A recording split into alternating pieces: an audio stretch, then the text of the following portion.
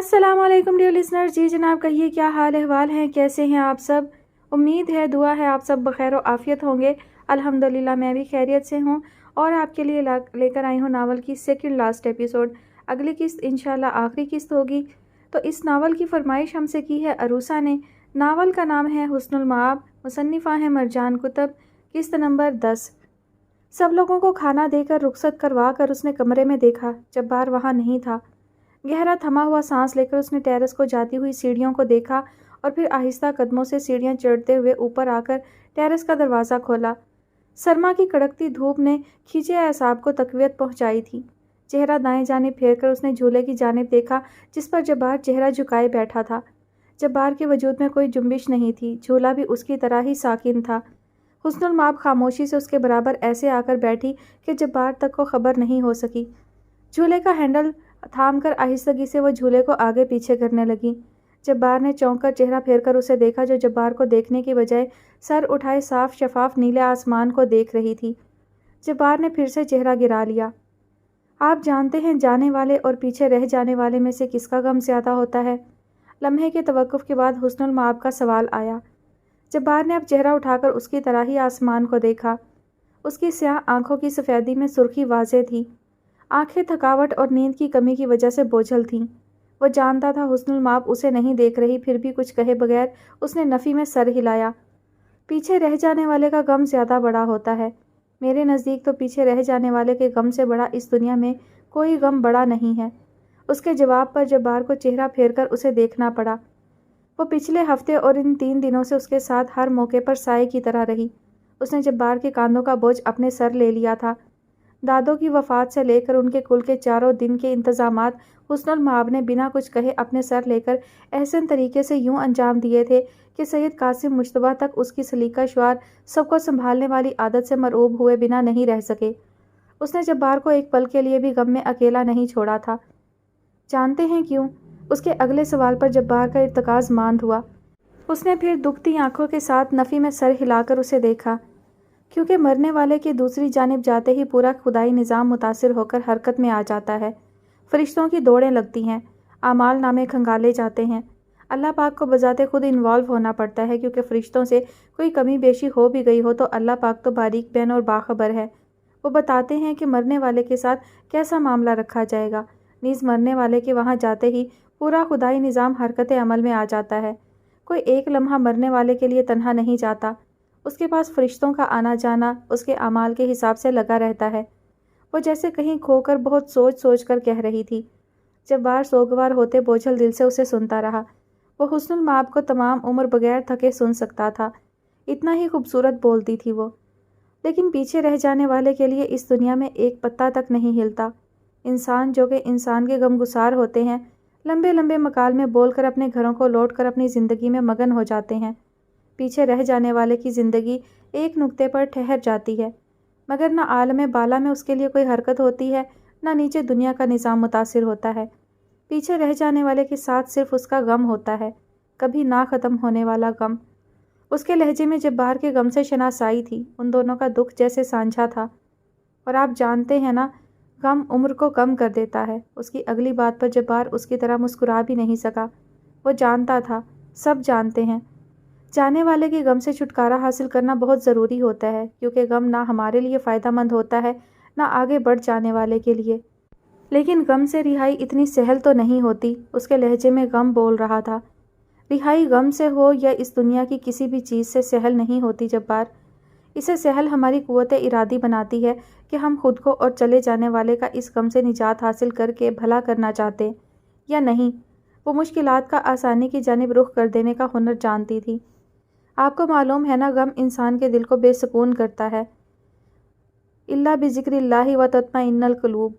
اس کی آخری بات پر جبار نے چونک کر اسے دیکھا. اور اللہ پاک کی یاد سے ہی دلوں کو اطمینان نصیب ہوتا ہے. جبار نے بے ساختہ اس آیت کا ترجمہ پڑھا اور حسن المآب مسکرا دی. جبار کو یاد تھا کہ کیسے حسن المآب اپنی نانی کے غم سے نکلنے کو نماز کی جانب دوڑ پڑی تھی. وہ غم کو اپنے اور نانوں کے لیے مشکل نہیں بنانا چاہتی تھی. تو اب اٹھیں, عصر کی نماز پڑھیں اور دادوں کے لیے دعائے خیر کرنے کے بعد قرآن پاک پڑھیں. مسکرا کر اس نے جبار کا جھولے پر پڑے ہاتھ پر نرمی سے ہاتھ رکھ کر تھپتھپایا. जब्बार के सर्द हाथ में जिंदगी लहू बनकर दौड़ने लगी। इतने दिनों से खामोशी की बुक्कल ओढ़कर साकिन पड़े दिल ने सुकड़ कर फैलते हुए अंगड़ाई ली। ये पहली बार था कि हुस्नुल माब ने पहल की थी, मगर वो नहीं जानता था कि ये आखिरी बार भी है। याद है मुझको, उस साल का सबसे छोटा दिन था। धूप की चादर पर कोहरे ने यख बस्ता गुलकारी की थी। याद है मुझको, उस दिन तुमको आने में ताख़ीर हुई थी, इतनी सी ताख़ीर कि जिसमें सदियों जितने लंबे पल थे। मैं हर पल में जीता मरता सोच रहा था, तुम आओगी। तुम आई थीं। याद है मुझको, तुम आई थीं। साल का सबसे छोटा दिन था। धूप की चादर ओढ़े तुमने, मुझसे ढेरों बातें की थीं।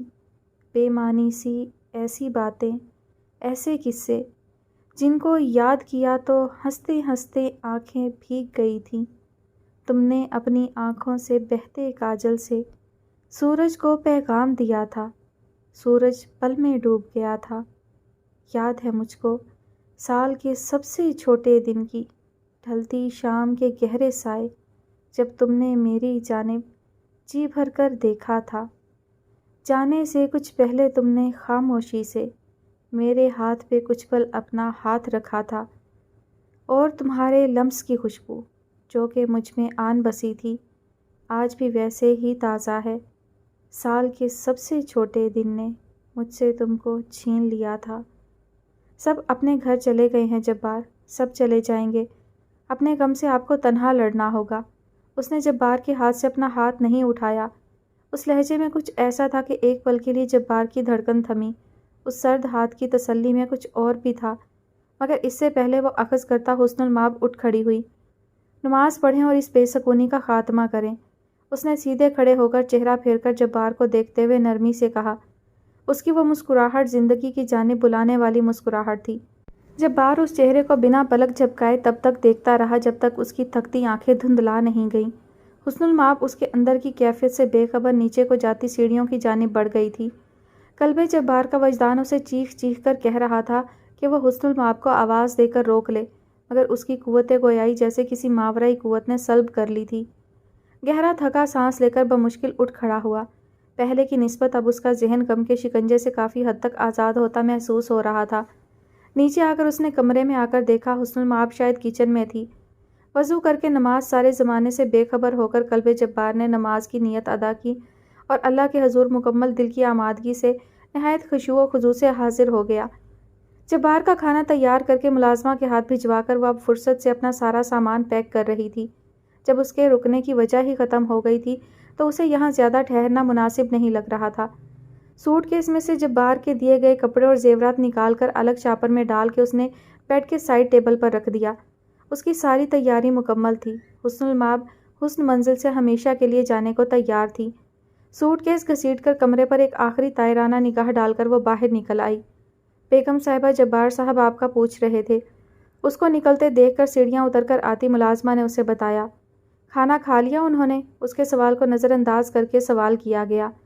जी, मैंने उनको बता दिया कि आप कह रही थीं कि वो दवा खाकर आराम करें।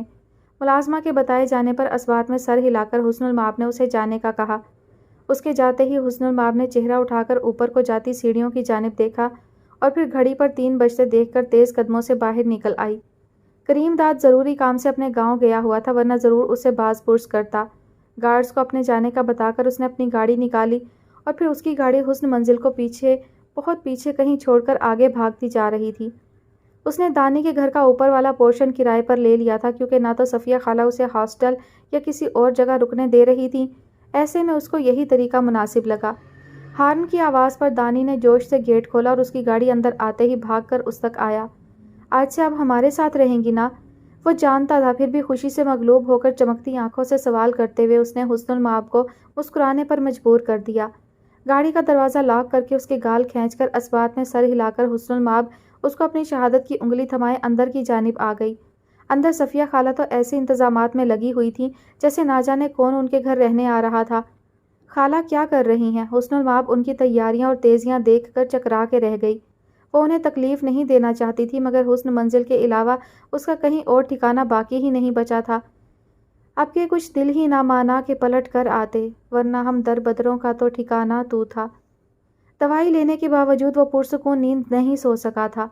खींचे एहसाब के साथ उसने करवट बदलकर साइड टेबल पर मौजूद घड़ी को देखा और तेज़ी से चौंक कर सीधा हुआ। वो दोपहर 3 बजे के करीब सोया था और अब रात के 9 बज रहे थे।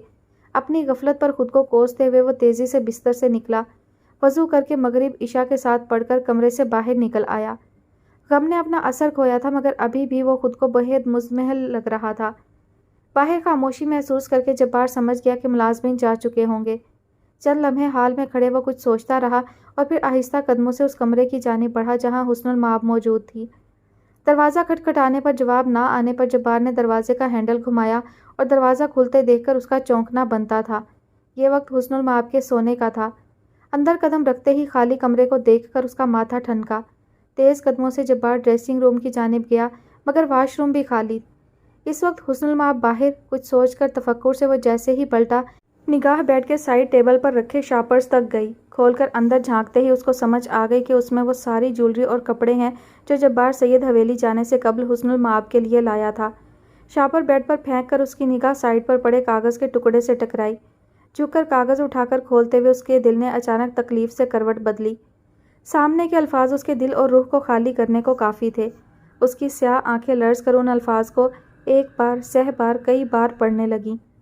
सबको चले जाना होता है, उन चले जाने वालों में मुझे भी शामिल होना ही था क्योंकि मेरा किरदार आपकी ज़िंदगी में यहीं तक था। मैं उम्मीद करती हूँ आप अपनी बाकी की तमाम ज़िंदगी बगैर किसी जबर, ज़बरदस्ती और मजबूरी के खुलकर गुजारेंगे। कोई रिश्ता आपके कदमों की जंजीर नहीं बनेगा।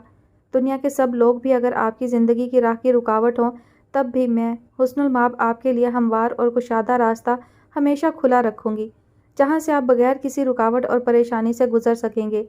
मैं कभी आपके लिए ऐसा फ़ैसला नहीं बनना चाहती जो किसी को खामोश करवाने के लिए, किसी को खुश करने के लिए या किसी से बदला लेने के लिए लिया गया हो। मेरी ये ख्वाहिश नहीं है। मेरी ख्वाहिश कुछ और थी। खैर, आपके सब लोग अगर आपसे खुद के लिए फ़ैसला लेने का हक़ छीनने के दर पे हैं, मगर मैं आपको आपके फ़ैसलों में आज़ाद करती हूँ। आप आज से हुस्नुल माब की जानिब से हर तरह से आज़ाद हैं। आपने सही कहा था, हमारी शादी नहीं चल सकती। ये नामुमकिनात में से है। आपने खुद को हर तरह के जबर से आज़ाद करना है। मेरी दुआएं हमेशा आपके ताक़ुब में रहेंगी। अल्लाह पाक की अमान में रहें। हुस्नुल माब। बहार क्या अब ख़िज़ा भी मुझको गले लगाए तो कुछ ना पाए। मैं बरगे सहरा हूँ, यूँ भी मुझको हवा उड़ाए तो कुछ ना पाए। मैं बस्तियों में पड़ा हुआ हूँ, ज़मीं के मलबूस में जड़ा हूँ। मिसाल नक्शे कदम पड़ा हूँ, कोई मिटाए तो कुछ ना पाए। तमाम रस्में ही तोड़ दी हैं कि मैंने आँखें ही फोड़ दी हैं। ज़माना अब मुझको आईना भी मेरा दिखाए तो कुछ ना पाए। अजीब ख्वाहिश है मेरे दिल में, कभी तो मेरी सदा को सुनकर नज़र झुकाए तो खौफ खाए, नज़र उठाए तो कुछ ना पाए। मैं अपनी बेमाएगी छुपाकर किवाड़ अपने खुले रखूँगा कि मेरे घर में उदास मौसम की शाम आए तो कुछ ना पाए। तू आशना है न अजनबी है, तेरा मेरा प्यार सरसरी है, मगर ये क्या रस्में दोस्ती है, तू रूठ जाए तो कुछ ना पाए। उसे गंवाकर फिर उसको पाने का शौक़ दिल में तो यूँ है मोहसिन कि जैसे पानी पे दायरा सा कोई बनाए तो कुछ ना पाए। कल्बे जब्बार ने वो कागज़ का टुकड़ा इतनी बार पढ़ा कि उसकी आंखें दुखने लगीं। बेदम कदमों के साथ वो लड़खड़ाकर बिस्तर पर बैठ गया। कागज़ का वो टुकड़ा गिरफ्त में मजबूती से पकड़े वो उस कमरे को यूँ देख रहा था जैसे पहली बार देख रहा हो। सब कुछ पहले जैसा ही हो गया था। लग ही नहीं रहा था कि यहाँ कोई आकर रहा था। हुस्नुल माब अपने निशान अच्छी तरह मिटाकर चली गई थी। वहीं बैठे बैठे कल्बे जब्बार को रात से सुबह हो गई। गम जिसने उसको आज़ाद कर दिया था उस पर एक बार फिर से हावी होने लगा। गम भी शैतान की मानिंद होता है। इंसान को नाउम्मीद, अकेला और उदास देख कर ताक कर मौके पर हमला करता है और उसका यह हमला कभी ख़ता नहीं जाता। सेल फ़ोन की बजती आवाज़ पर उसने खामोशी से कॉल काटी और उठकर उस कमरे को लॉक करके अपने कमरे में आ गया। मिज़ान हैदर उसको पूरा दिन कॉल्स करता रहा मगर कल्बे जब्बार अपना सेल फ़ोन बंद करके वो कागज़ का टुकड़ा मुट्ठी में दबाए सो गया था और अगले कई दिन इसी तरह गुजरते गए। मुलाजिम खाना देने आता, वो खाने से भरपूर इंसाफ करके कई घंटे बाहर सड़कें नाप कर वापस आते ही कई घंटों के लिए सो जाता। पूरे 1 हफ्ते तक उसकी यही रूटीन रही। मिज़ान उसको समझा कर थक गया। ना वो नई प्रोडक्ट के लॉन्च पर आया, ना अगले हफ्ते तक ऑफिस। اس کی تو نیندیں اور لانگ ڈرائیو ہی پوری نہیں ہو رہی تھیں۔ زینب جو اس کے پاس رہنے آئی تھی مگر حسن المآب کو نہ پا کر مزید الجھ کر پریشانی سے جبار کو روز دیکھ کر مضطرب ہونے لگی۔ اس کا بھائی اتنا کیسے گھوم پھر اور سو رہا تھا؟ حسن المآب گھر نہیں تھی، دادوں کی وفات ہو گئی تھی، آفس کا کام پڑا تھا اور قلب جبار کو سونے اور گھومنے سے ہی فرصت نہیں مل رہی تھی۔ کچھ سوچ کر زینب نے اپنی سائیکالوجسٹ دوست سے وقت لیا اور اٹھ کھڑی ہوئی۔ واپس جا رہی ہو؟ کمرے سے نکلتے جبار نے نیند سے بوجھل بھاری آواز میں اس سے سوال کیا۔ زینب نے چونک کر چہرہ پھیرا۔ وہ پورے ہفتے بعد اپنے بھائی کو اپنی جانب متوجہ دیکھ رہی تھی اور خود بغور اپنے بھائی کو دیکھے گئی جس کی کھانا بہت اچھے سے کھانے کے باوجود صحت اچھی نہیں لگ رہی تھی۔ دادوں کے کل پر تو وہ اپنے بھائی کو صحیح سلامت چھوڑ کر گئی تھی اور اب بڑی ہوئی داڑھی اور سست قدموں سے سیاہ قمیض شلوار میں اس کی جانب آتا جبار کوئی اور ہی تھا۔ زینب نے خفگی سے اسے دیکھا۔ آپ کو میں نظر آ گئی ہوں؟ پورے 4 دن سے ہوں یہاں اور آپ؟ بھرائی ہوئی آواز میں کہتے ہوئے اس نے جبار کو مسکرانے پر مجبور کر دیا۔ آپ ٹھیک ہیں نا بھائی؟ زینب اس سے یہ بھی نہیں کہہ سکی کہ اتنا سونا وہ بھی بغیر کسی نیند کی گولی کے نارمل نہیں ہے۔ اللہ کا شکر، بس میں 1 ہفتے کی بریک چاہ رہا تھا ہر چیز سے۔ 1 ہفتہ پورا ہو گیا اور میری نیند اور لانگ ڈرائیو کا شوق بھی۔ اس کے بھاری لہجے میں کچھ اور بھی تھا مگر زینب اخذ نہیں کر سکی۔ یعنی آپ آفس جانا شروع کر رہے ہیں؟ آپ کا وہ دوست روز میرے کان کھا کر جاتا رہا ہے کہ آپ کو آفس بھیجوں؟ زینب نے خوشی سے سوال کیا۔ فی الحال وہ جبار کا انداز دیکھ کر اس سے حسن المآب کا نہیں پوچھ سکتی تھی۔ کل سے انشاءاللہ۔ تم کہیں جا رہی ہو؟ اس کو بیگ کندھے پر ڈالے دیکھ کر جبار نے گھنے بے ترتیب بالوں کو پیچھے کرتے ہوئے سوال کیا۔ جی، عدن سے ملنے جا رہی ہوں۔ اس کے بتائے جانے پر جبار نے سر ہلایا اور پھر زینب کے باہر جاتے ہی آنکھیں سہلا کر واپس اپنے کمرے کی جانب پلٹا۔ اس کا ڈرائیو پر جانے کا وقت ہونے والا تھا۔ آئینے کے آگے کھڑے ہو کر اس نے ایک سرسری سی نظر خود پر ڈالی۔ بال اور داڑھی 2 ہفتوں سے تراش خراش نہ کرنے کی وجہ سے اچھے خاصے بڑھ چکے تھے۔ بے ترتیب سے گھنے سیاہ بالوں میں ہاتھ پھیر کر اس نے سیاہ چادر کندھوں پر ڈالی، گاڑی کی چابی اٹھائی اور کمرے سے باہر نکل گیا۔ کیا بتاؤں کہ جو ہنگامہ بپا ہے مجھ میں، ان دنوں کوئی بہت سخت خفا ہے مجھ میں۔ اس کی خوشبو کہیں اطراف میں پھیلی ہوئی ہے، صبح سے رقص گنا باد صبا ہے مجھ میں۔ تیری صورت میں تجھے ڈھونڈ رہا ہوں میں بھی، غالباً تو بھی مجھے ڈھونڈ رہا ہے مجھ میں۔ ایک ہی سمت ہر ایک خواب چلا جاتا ہے، یاد ہے یا کوئی نقش کف پا ہے مجھ میں۔ میری بے راہ روی اس لیے سرشار سی ہے، میرے حق میں کوئی مصروف دعا ہے مجھ میں۔ اپنی سانسوں کی کثافت سے گما ہوتا ہے، کوئی امکان ابھی خاک ہوا ہے مجھ میں۔ ایک چبھن ہے کہ جو بے چین کیے رہتی ہے، ایسا لگتا ہے کہ کچھ ٹوٹ گیا ہے مجھ میں۔ یا تو میں خود ہی رہائی کے لیے ہوں بےتاب، یا گرفتار کوئی میرے سوا ہے مجھ میں۔ آئینہ اس کی گواہی نہیں دیتا تو نہ دے، وہ یہ کہتا ہے کوئی خاص ادا ہے مجھ میں۔ ہو گئی دل سے تیری یاد بھی رخصت شاید، آہوزاری کا ابھی شور اٹھا ہے مجھ میں آباد ہیں ایک ساتھ عدم اور وجود۔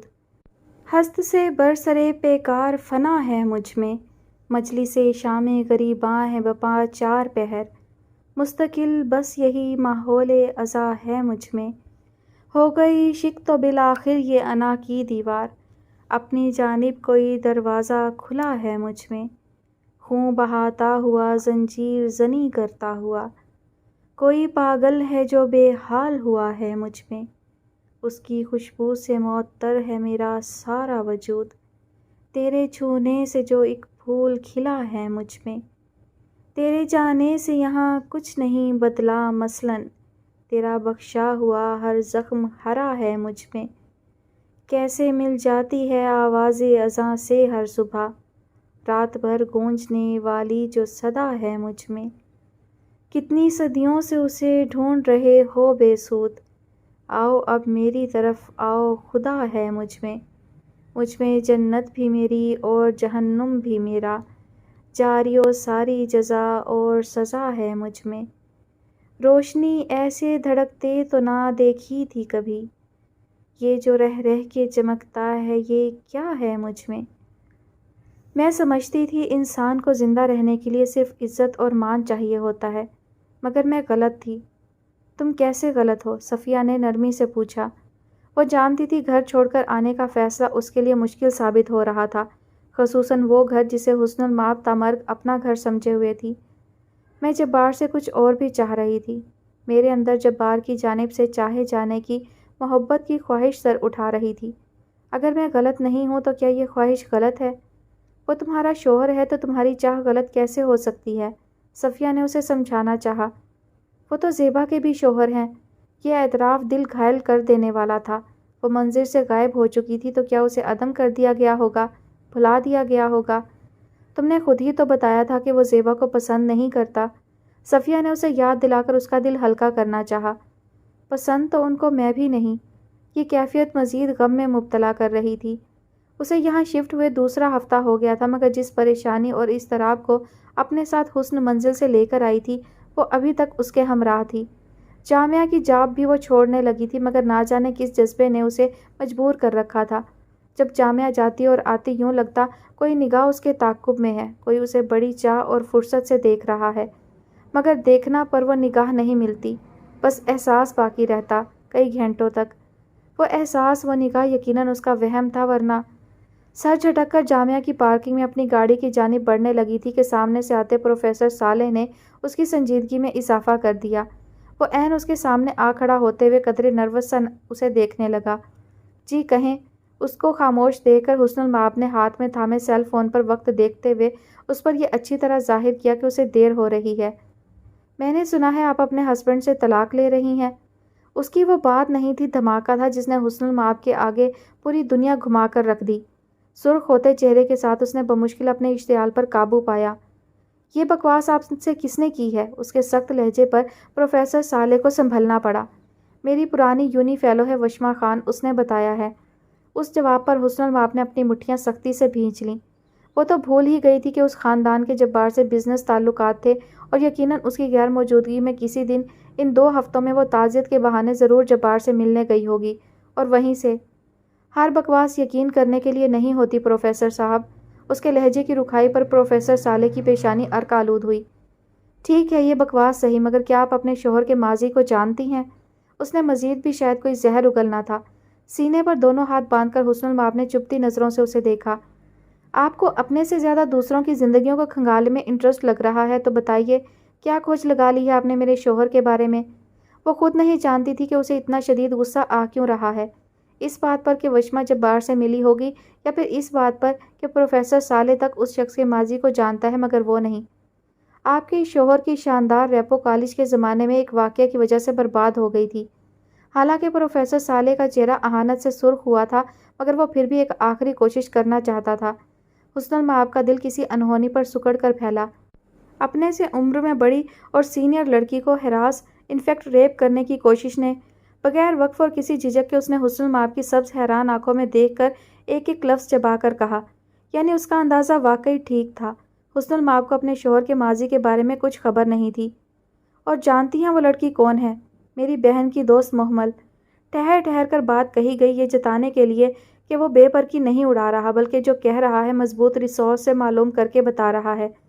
مجھے اپنے شوہر کے کردار کی مضبوطی کی گواہی ہر ایرے گہرے سے چاہیے ہوتی تو ضرور آپ کے اس گھٹیا بہتان اور تہمت پر کان دھرتی۔ مجھے بہت افسوس ہو رہا ہے کہ آپ جیسا شخص میرا کلیگ ہے۔ سنجیدگی سے کہہ کر وہ تیزی سے پلٹی، مگر پیچھے کھڑے شخص کو دیکھ کر اس کی آنکھیں پھیلیں۔ وہ پورے 1 ہفتے بعد اس کو دیکھ رہی تھی۔ بے ترتیب گھنے بڑھتے بال اور داڑھی کے ساتھ اس کی سنجیدگی اور وجاہت میں ان 2 ہفتوں میں مزید اضافہ ہو گیا تھا۔ حسن المآب کا دل لرز کر دھڑکا۔ آدھی معلومات آدھے علم کی طرح ہی خطرناک ہوتی ہے۔ امید کرتا ہوں آپ دوبارہ میری بیوی کا راستہ نہیں کاٹیں گے۔ نرمی سے آگے ہو کر حیران سی حسن المآب کا سرد ہاتھ نرمی سے تھام کر اپنے برابر کیا۔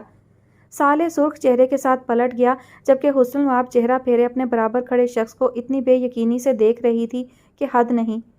صالح کو جاتا دیکھ کر جبار نے آہستگی سے چہرہ پھیرا اور پھر نگاہ اپنی جانب ساکن سی حیرت سے دیکھتی سبز آنکھوں سے ٹکرائی، اور جیسے زندگی کا مقصد تمام ہو گیا۔ یہی تو آنکھیں تھیں جنہوں نے 2 ہفتے سے اس کے دل کا چین اور قرار لوٹ رکھا تھا، جو منظر سے جا کر بھی کہیں نہیں گئی تھیں۔ السلام علیکم، نرمی سے مسکرا کر ایسے سلام کیا گیا جیسے وہ 2 ہفتے ان دونوں کے درمیان آئے ہی نہ ہوں۔ حسن المآب نے چونک کر نگاہیں پھیر کر اپنا ہاتھ چھڑانا چاہا، مگر دوسری جانب بے خبری نہیں تھی۔ کیسی ہو؟ اس کی مزاحمت کو نظر انداز کر کے جس حلاوت بھرے لہجے میں اس دلکش چہرے کو دیکھ کر کہا گیا، حسن المآب نے قدرے تعجب سے اس کو دیکھا جس کی محویت کا کوئی ثانی نہیں تھا۔ آپ یہاں کیا کر رہے ہیں؟ نظریں پھیر کر قدرے اجنبیت سے سوال کیا، جبکہ جبار اس بے اعتنائی پر ہنس دیا۔ تمہیں لینے آیا ہوں، گھر چلو میرے ساتھ۔ بغیر لگی لپٹی رکھے اس نے جس طرح کہا، حسن المآب کو اس سے ایسی صاف گوئی کی ہرگز امید نہیں تھی۔ آپ کا بہت شکریہ، مگر میں خود جا سکتی ہوں۔ آپ کے کہنے کے ساتھ پورا زور لگا کر اپنا ہاتھ جبار کی مضبوط گرفت سے چھڑوا لیا۔ جبار خاموشی سے چند لمحے اس کو یوں ہی دیکھتا رہا اور پھر سر جھٹک کر اس کے برابر پھر سے آیا۔ تم کہاں رہ رہی ہو؟ اس کے ایک بار پھر سے سوال پر حسن المآب نے کوئی جواب نہیں دیا۔ خاموشی سے گاڑی کا دروازہ کھولا، مگر اس سے قبل اندر بیٹھتی جبار نے ہاتھ کا دباؤ ڈال کر دروازہ بند کر دیا۔ جھٹکا کھا کر حسن المآب نے اس کو دیکھا جو اس کے عین سامنے سنجیدگی سے کھڑا تھا۔ کیا میں یہ جاننے کا حق بھی نہیں رکھتا؟ ان آنکھوں کے تاثر پر اس نے آہستگی سے کہا۔ ہاتھ ہنوز گاڑی کی چھت اور دروازے پر تھا۔ نہیں، بغیر لگی لپٹی کے رکھے اس نے جواب دیا۔ جانے کیوں جبار کا دل دکھ گیا۔ کیا تم سب کا دل رکھنے کے بجائے میرا دل نہیں رکھ سکتی؟ اب کے قدرے مختلف بات پر حسن المآب کو چہرہ اٹھا کر ان سیاہ سنجیدہ آنکھوں میں دیکھنا پڑا۔ وہ بات عام نہیں تھی، نہ ہی وہ لہجہ عام تھا۔ حسن المآب جانتی تھی کہ وہ کس جانب اشارہ کر رہا تھا۔ آپ کیا کہہ رہے ہیں؟ وہ جیسے جان بوجھ کر سمجھنا نہیں چاہ رہی تھی۔ جبار کی آنکھوں کی تھکن بڑھنے لگی۔ خاموشی سے جبار اس چہرے کو دیکھے گیا جس کے لیے وہ خود پر ضبط کھونے لگا تھا۔ اس گہرے ارتکاز خاموش نظروں پر حسن المآب نے چہرہ پھیر لیا۔ خاموشی کا وقفہ طویل ہونے لگا۔ اتنا ناپسند ہوں میں تمہیں؟ ہاتھ پیچھے ہٹا کر اس نے لمحے بھر کی توقف کے بعد آہستگی سے سوال کیا۔ حسن المآب جو گاڑی کا دروازہ کھولنے لگی تھی ٹھہر گئی۔ نظر اٹھا کر اس کو دیکھا جو حسن المآب کو نہیں دیکھ رہا تھا، اب کہ اس کی نظریں جھکی ہوئی تھی مگر وہ منتظر تھا۔ جی؟ وہ جیسے اس سوال کا مقصد نہیں سمجھی۔ جانے سے پہلے تم نے مجھے بتانے کے قابل بھی نہیں سمجھا، اپنے سوال کی وضاحت کیے بغیر کہا۔ آپ مجھے کیوں ناپسند ہوں گے؟ اگلے ہی پل اس بے نام کی کیفیت سے نکل کر حسن المآب نے بے تاثر لہجے میں کہا۔ جبار نے اس سوال پر چہرہ اٹھا کر اسے دیکھا اور پھر 2 قدم پیچھے ہوا۔ مزید کچھ بھی کہے بغیر گاڑی کا دروازہ کھولا۔ حیران سی حسن المآب سر جھٹک کر اندر جیسے ہی بیٹھی، جبار دروازہ بند کر کے اس کے دیکھے بغیر اپنی گاڑی کی جانب بڑھ گیا۔ گاڑی سٹارٹ کرتی حسن المآب کے ہاتھ اس کی گاڑی کو پاس سے گزرتے دیکھ کر لرزے اور پھر سر جھٹک کر اس نے گاڑی جامعہ کی پارکنگ لاٹ سے نکالی اور صفیہ خالہ کے گھر کو جاتے راستے پر ڈال دی، اس بات سے بے خبر کہ سیاہ رینج روور جو پچھلے 2 ہفتوں سے اس کے تعاقب میں رہا کرتی تھی، آج اس کے ٹھہرنے کے مقام تک اس کا پیچھا کرنے کے ارادے سے اس کے پیچھے ان تنگ ویران گلیوں میں بھاگ رہی تھی۔ صفیہ خالہ کے گھر کے باہر ہارن دے کر دانی نے گیٹ کھولنے پر وہ گاڑی اندر لے گئی، جبکہ درخت کے پاس گاڑی روک کر جبار نے ایک نگاہ اس چھوٹے سے گھر کو دیکھا جہاں اس کی زندگی اس سے بیگانہ رہ رہی تھی۔ جبار حویلی آ رہا ہے کچھ دیر میں، اور تم اپنا یہ سر جھاڑ حلیہ درست کر کے نیچے آنا۔ خجستہ بیگم کے کہے جانے پر وہ تیزی سے چھلانگ لگا کر بستر سے نیچے اتر کر ڈریسنگ ٹیبل تک گئی۔ تم نے دیکھا تھا نا کیسے اس حسن المآب نے پچھلے ہفتوں میں سب سنبھال رکھا تھا۔ اگر تم تھوڑی سی کوشش کر لیتی اس موقع پر تو گنجائش بن سکتی تھی تمہاری۔ خجستہ بیگم ماں کا غم بھولی اس کو دیکھ کر تعصب سے کہہ رہی تھیں، جو تیزی سے اپنے چہرے پر میک اپ کر رہی تھی۔ تمہیں معلوم بھی ہے جبار کو یہ سب نہیں پسند، پھر بھی وہ جو کہنے والی تھیں، زیبا ایک جھٹکے سے برش پٹک کر ان کی جانب پلٹی۔ آپ کو کیا لگتا ہے میں اس کے لیے اپنی پسند ناپسند سب چھوڑ دوں گی جو مجھے ذرا خاطر میں نہیں لاتا؟ کیا کچھ نہیں کیا میں نے اس کی توجہ حاصل کرنے کے لیے، اور وہ اس کی تو اکڑ ہی نہیں جاتی۔ زیبا کی فراٹے سے چلتی زبان پر خجستہ بیگم نفی میں سر ہلا کر باہر نکل گئیں۔ زیبا کو سمجھانا ناممکن تھا۔ اس نے ایک نظر اپنے سیل فون کی جلتی اسکرین کو دیکھا جہاں محمل کا نام جگمگا رہا تھا، پھر نخوت سے سر جھٹک کر آئینے میں چمکتے اپنے عکس کو دیکھ کر گاڑی کے ہارن پر تیزی سے اٹھی۔ اس سے پہلے کہ باہر نکلتی اندر آتے عاقب کو دیکھ کر اس کے چہرے پر ناگوار شکنوں کا جال بچھنے لگا۔ گاڑی کھڑی کر کے جبار سنجیدگی سے اندر داخل ہوا، ایک طائرانہ نگاہ حال میں جمع تمام افراد پر ڈال کر زیبا کو تلاشا جو یہاں نہیں تھی۔ قاسم صاحب نے بغور اس کے انداز دیکھے اور ٹھٹک گئے۔ اس کی خاموشی اور سنجیدگی کے پیچھے یقیناً کوئی بڑا طوفان چھپا بیٹھا تھا۔ ان کے اٹھنے کو یکسر نظر انداز کر کے اس نے خجستہ بیگم کو دیکھا۔ زیبا کہاں ہے؟ وہ پہلی بار خود سے زیبا کا پوچھ رہا تھا۔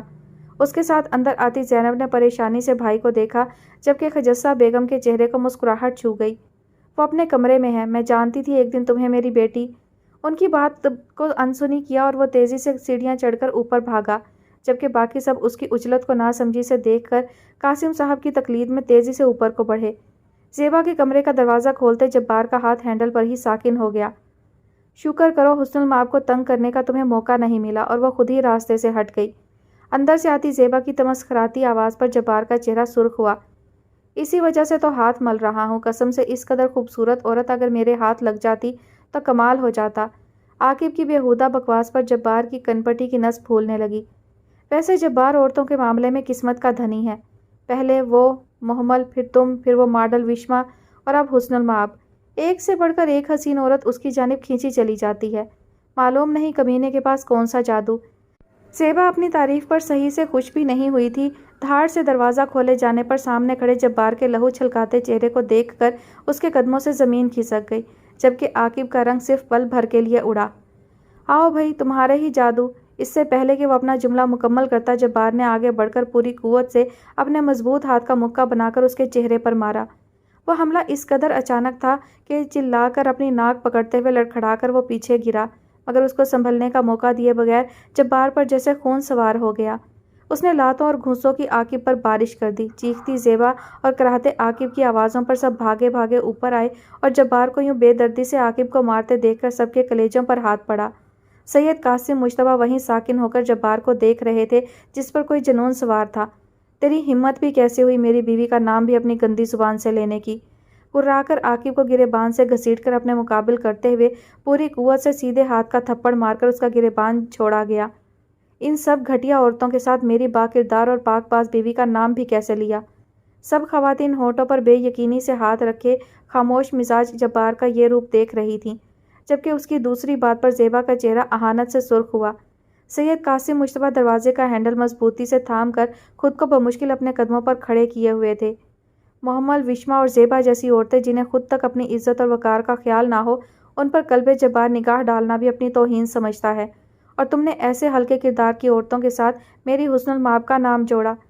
اس کے خون اور سوجے ہوئے چہرے پر ایک اور تھپڑ مار کر تنفر بھری نگاہ ڈال کر اس کو چھوڑا اور ہاتھ رومال سے یوں صاف کیا جیسے وہ کراہیت آمیز شے ہو۔ بھائی، زینب نے آگے بڑھ کر اس کا ہاتھ تھام کر اسے پیچھے کیا۔ گہرا سانس لے کر جبار نے چہرہ پھیر کر پیچھے ساکت و جامد کھڑے ان سب لوگوں کو دیکھا اور پھر اس کی نگاہ شل اور بے یقین کھڑے سید قاسم مجتبیٰ پر ٹھہر گئی۔ اس عورت کے لیے آپ مجھ پر ساری زندگی تنگ کرتے رہے، جسے نہ اپنے وقار کا خیال نہ اپنے سید زادی ہونے کا۔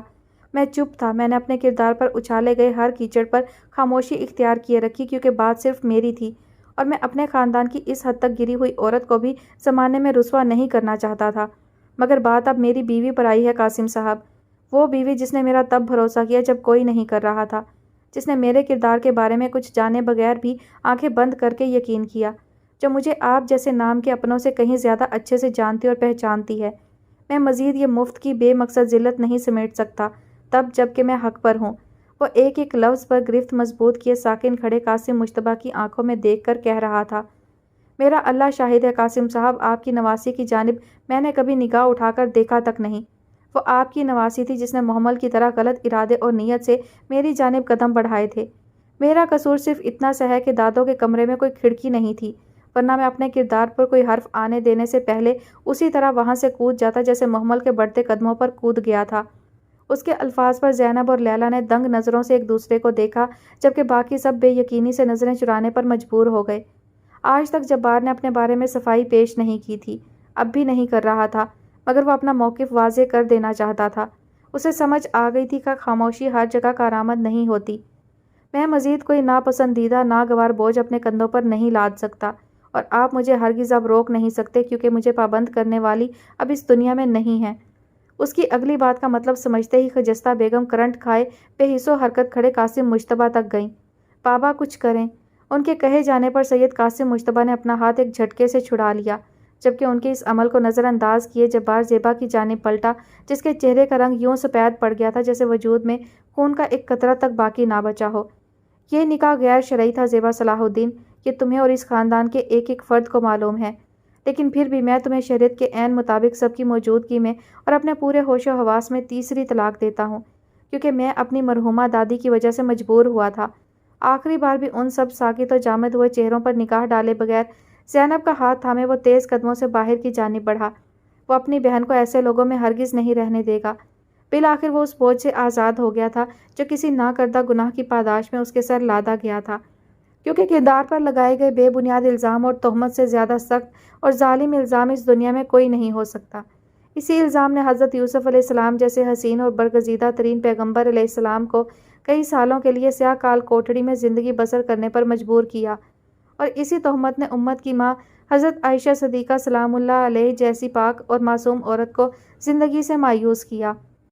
ماں بھی آپ سے ملنے کوئی آئے ہیں؟ وہ جو اپنے کمرے میں بیٹھی پیپرز چیک کر رہی تھی، دانی کے بھاگ کر آنے پر اس کو دیکھا جو جوش سے اسے دیکھ رہا تھا۔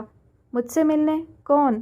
اس کو واقعی سمجھ نہیں آئی، اس سے ملنے کون آ سکتا ہے بھلا جب وہ کسی کو جانتی نہیں؟ اتنے شاندار قسم کے بھائی ہیں۔ اس کی بات پر حسن المآب کے کان کھڑے ہوئے۔ ساری چیزیں ٹیبل پر رکھ کر وہ تیزی سے کھڑی ہوئی جبکہ دانی تیزی سے باہر بھاگا۔ وہ جیسے ہی باہر گئی، سامنے صفیہ آنٹی کے پاس احترام سے چہرہ جھکا کر بیٹھے جبار کو دیکھ کر اس کے قدم ساکت ہوئے۔ ذہن ایک لمحے کے لیے بالکل مفلوج ہو گیا۔ وہ یہاں کیسے اور کیوں آیا؟ جیسے سوالات اس کے اعصاب کو جھنجھوڑنے لگے۔ تبھی بغیر چاپ کے واپس پلٹی، لیکن تب تک جبار نے چہرہ اٹھا کر غیر ارادتاً نگاہ دروازے پر ڈالی اور حسن المآب کو پلٹتے دیکھ کر تیزی سے کھڑا ہوا۔ حسن! اس کو کھڑا ہوتے دیکھ کر صفیہ نے بھی چونک کر اس کی نظروں کے تعاقب میں دیکھا اور آہستہ قدموں سے اوپر جاتی حسن المآب کو ایک نظر دیکھ کر مضطرب نظر آتے جبار کو دیکھا، اور اس سے پہلے کہ کچھ کہتی جبار تیز قدموں سے سیڑھیوں کی جانب بھاگا۔ پیچھے صفیہ بیگم کے چہرے کو مطمئن مسکراہٹ چھو گئی۔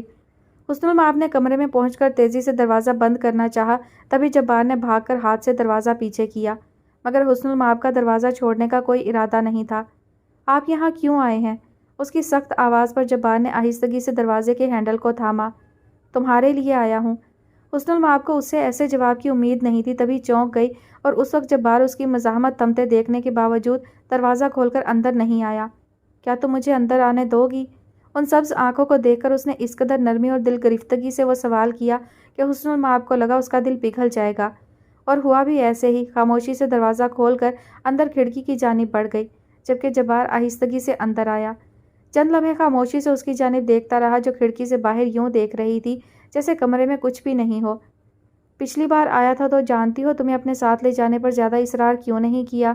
چند لمحے کی خاموشی کے بعد اس کی جانب سے جو سوال کیا گیا اس کا جواب اس کے پاس نہیں تھا، مگر اس کی سماعتیں ضرور اس جواب کی منتظر تھیں، کیونکہ تب میرے پاؤں میں کچھ انچاہی زنجیریں تھیں۔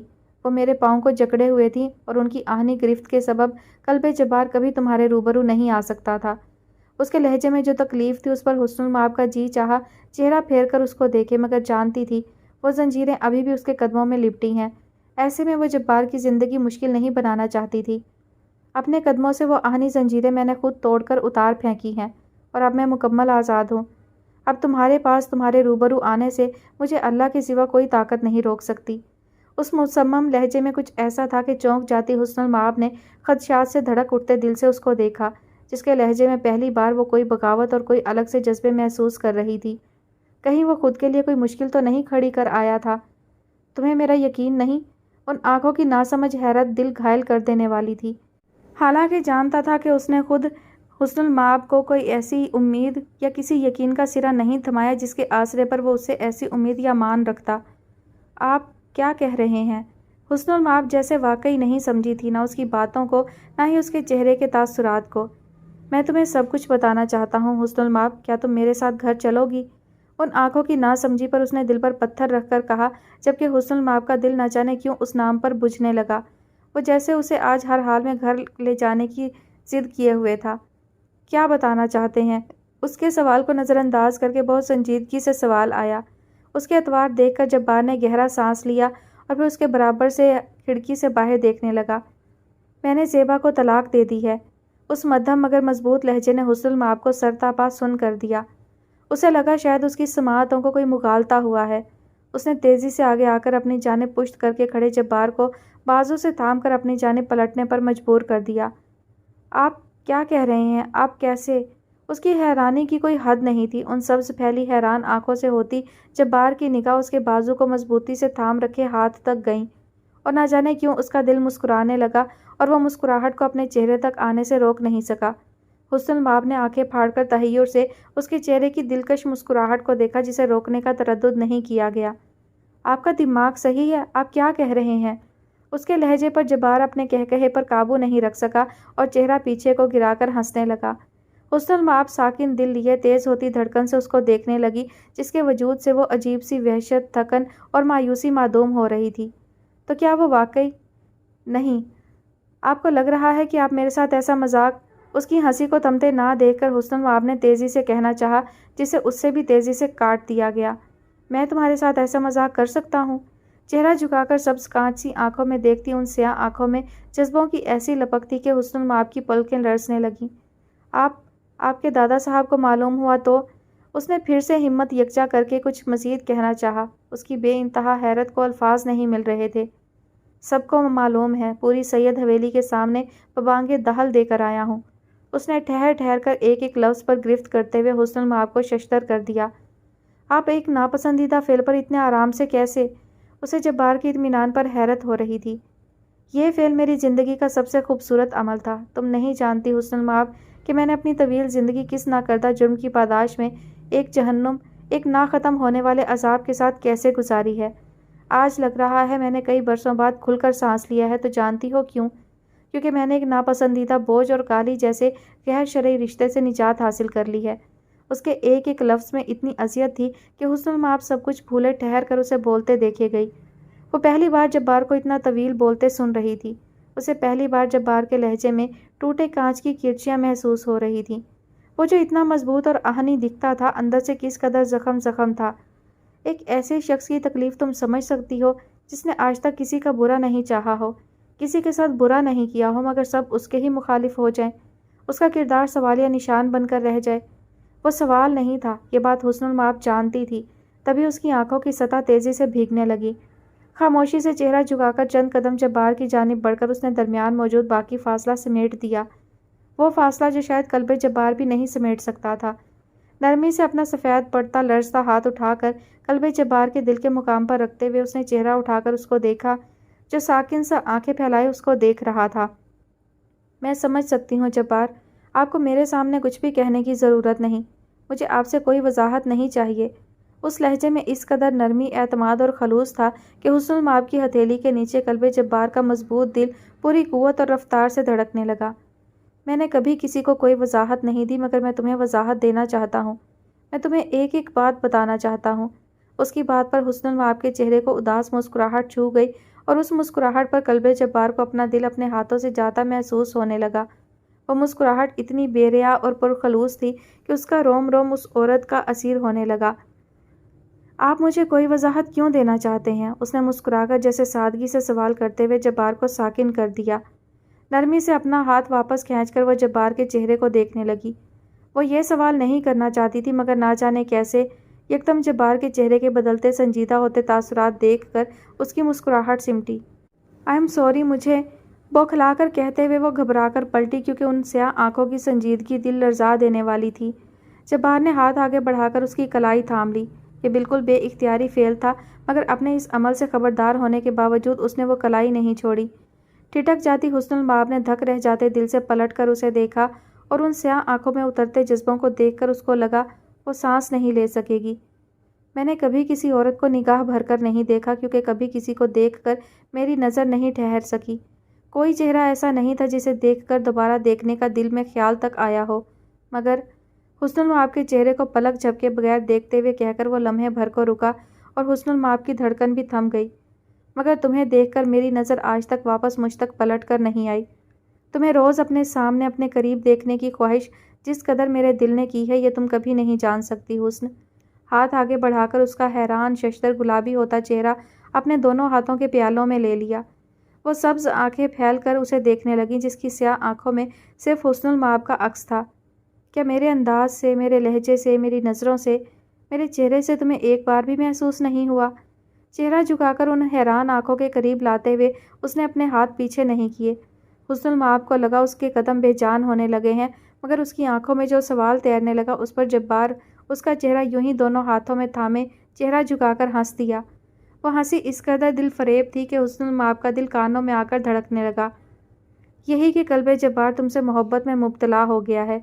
چہرہ اٹھا کر مسکراہٹ معدوم کر کے اس نے مدھم لہجے میں کہتے ہوئے صفیہ خالہ کے گھر کی کھڑکی سے باہر بھاگتی دوڑتی شور مچاتی دنیا کو ساکن کر دیا۔ ارض و سما کی ہر حرکت اس ایک جملے نے ہاتھ بڑھا کر روک دی تھی۔ سبز آنکھیں لرز کر بے یقینی سے تحیر سے ان سیاہ آنکھوں کو دیکھ رہی تھیں جن میں اتر کر خیمہ زن ہوتے شوق کے جہان کا کوئی مقابلہ نہیں تھا۔ ان سبز آنکھوں کو دیکھ کر جبار کا دل اس کے اختیار سے باہر ہونے لگا۔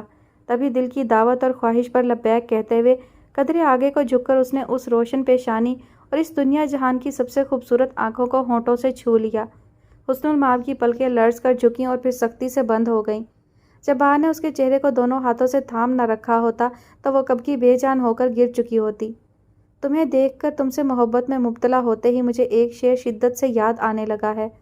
اس کی سختی سے بند لرزتی پلکوں کے دل فریب ارتعاش اور گالوں پر بکھرتی لالی کو دیکھ کر اس نے مسکراتے ہوئے کہا، جبکہ سرپٹ ہوتے دل سے حسن المآب کی پلکیں لرز کر اٹھیں مگر وہ ان چمکتی آنکھوں کا زیادہ دیر سامنا نہیں کر سکیں۔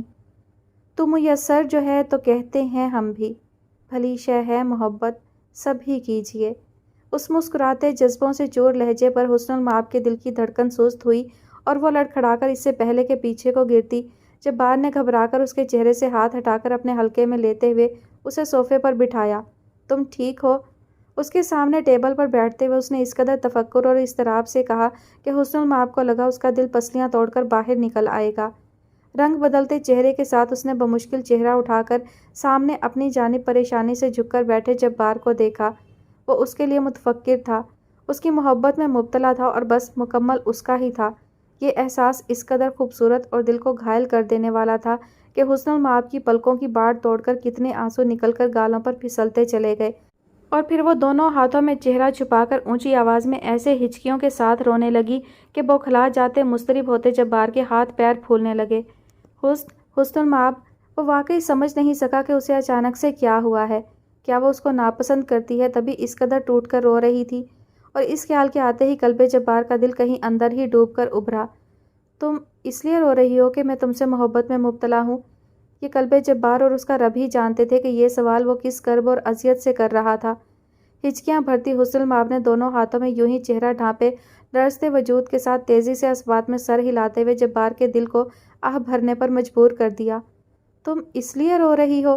اس کی بے حد بے یقین ششدر لہجے میں جو تصدیق چاہی گئی اس پر حسن المآب نے آنکھیں مسل کر چہرہ اٹھا کر اس کو دیکھا جو بے حد بے چین نظروں سے اس کی بھیگی روئی آنکھوں کو دیکھ رہا تھا۔ آپ مجھ سے کیسے وہ لفظ اتنا خوبصورت اور بھاری تھا اس کے دل کے لیے کہ بولا تک نہیں گیا۔ حیا سے سرخ پڑتے عارض اور اس کی نگاہ کی شدت سے لرزتی پلکوں نے دنگ رہ جاتے قلب جبار کو مبہوت کر دیا، اور پھر اس کا آسودہ ہر فکر سے آزاد قہقہا بے ساختہ تھا۔ اس بار قہقہا روکنے کی کوشش بالکل نہیں کی گئی۔ وہ جو برباد ہوئے تھے تیرے ہاتھوں وہی لوگ دم بخود دیکھ رہے ہیں تیری حیرانی بھی، یہ جو میں اتنی سہولت سے تجھے چاہتا ہوں دوست ایک عمر میں ملتی ہے یہ آسانی بھی۔ اس میں اتنا عجیب تعجب انگیز کیا ہے؟ محبت، تم سے محبت یا میری تم سے محبت؟ حسن المآب کی خفت بھری جھیپ دیکھ کر مسکراہٹ دبانے کو ہونٹوں پر دائیں ہاتھ کی مٹھی بنا کر اس نے چہرہ جھکایا اور پھر کچھ دیر کی خاموشی کے بعد چمکتی سیاہ آنکھیں اٹھا کر اس کے گلنار ہوتے چہرے کو دیکھ کر مسکراتے ہوئے سوال کیا گیا۔ دل کی ساری کثافت، ساری خفگی بھگ سے اڑتے پا کر حسن المآب نے لرزتی پلکوں کی باڑ سے اس وجیح مرد کو دیکھا جو اس سے محبت میں مبتلا تھا، اور یہ اعتراف، یہ احساس دھڑکن چھین لینے والا تھا۔ سب کچھ اس کے مختصر جواب میں بھی بہت سے معنی تھے۔ اس کی جھجک پر جبار نے مسکراہٹ دبائی۔ سب کچھ جیسے ایک دم سے حسین نظر آنے لگا تھا، سب کچھ خوبصورت ہو گیا تھا اس ایک اعتراف سے۔ بے فکر رہو، تم سے محبت کا اعتراف نہیں مانگوں گا، جبار نے جیسے اس کے اندر کو پہچان لیا تھا۔ حسن المآب نے چونک کر اس کو دیکھا اور پھر بے ساختہ نظریں چرا گئی۔ تم پوری عمر بھی مجھ سے محبت نہیں کرو گی، اظہار نہیں کرو گی تو کوئی بات نہیں، میری محبت ہم دونوں کے لیے کافی ہوگی۔ میں اس محبت کو ساری عمر کم نہیں ہونے دوں گا۔ اس کے سرد لرزتے ہاتھ کو اپنے مضبوط ہاتھ میں لے کر اس نے حسن المآب کے ہاتھوں میں زندگی بھر دی۔ مسکراتے دل سے اس نے چہرہ اٹھایا مگر ان سیاہ نظروں پر تیزی سے پلکوں کی جھالر گرا دی اور اس کی جھجک محسوس کر کے جبار کی مسکراہٹ بے ساختہ تھی۔ میں محبت ہوں، محبت کا اثر ہوں اے دوست، یہ تو ممکن ہی نہیں ہے کہ میں زائل ہو جاؤں۔ جی ڈیئر لسنرز، تو آج کی ایپیسوڈ ختم ہوتی ہے یہیں پر، اور نیکسٹ ایپیسوڈ جو ہے وہ انشاءاللہ لاسٹ ایپیسوڈ ہوگی۔ ویسے تو کہانی میں مزید کچھ خاص بچا نہیں ہے، ظاہر ہے سب سے زیادہ انہی کا پیچ اپ ہونا ضروری تھا تو وہ ہو گیا ہے، لیکن اب کہانی جو رہ گئی ہے وہ آئی تھنک زینب اور میزان کی رہ گئی ہے، تو اگلی لاسٹ ایپیسوڈ میں وہ بھی مکمل ہو جائے گی۔ تب تک اپنا بہت سارا خیال رکھیے گا اور اپنی دعا میں مجھے یاد رکھیے گا۔ اللہ حافظ۔